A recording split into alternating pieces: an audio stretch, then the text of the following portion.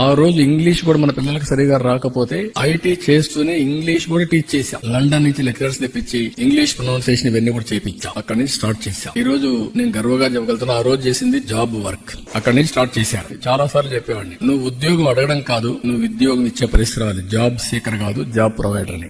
నేను జురిక్ వెళ్ళినప్పుడు మొత్తం 500 మంది 12 కంట్రీస్ నుంచి వచ్చారు. 600 మంది వచ్చారు. వాళ్ళు ఎంత జుబిలియంట్ గా ఉన్నారంటే దగ్గర 25% 30% అందులో ఆంటర్‌ప్రెన్యూర్స్ ఉన్నారు. ఐటీలో వెళ్లారు, ఉద్యోగాలు చేశారు. సెక్యూరిటీ కోసం ఒకరు వైఫ్ అండ్ హస్బెండ్ అంటే ఒకరు ఉద్యోగం చేస్తూ ఒకరు కంపెనీ పెట్టారు. ట్రాన్స్ఫర్మేషన్ లో వెళ్లారు. ఈ రోజు 25% యూరోప్ లో ఉండే పరిస్థితి వచ్చారంటే అమెరికాలో highest per capital income Indians 30-35% Telugu వాళ్ళు. అమెరికాలో ఉండే అమెరికన్స్ ఆదాయం తలసరి ఆదాయం $60,000. ఇండియన్స్ అమెరికాలో ఉండే వాళ్ళ ఆదాయం $1,20,000. 12వ భాష అమెరికాలో తెలుగు. అంటే ఇవన్నీ ఏదో డికేడ్స్ సెంచురీస్ కాదు, 25 సంవత్సరాల చరిత్ర. మాక్సిమం 30. 95 ప్రారంభించాం, 2025 నాటి పరిస్థితి.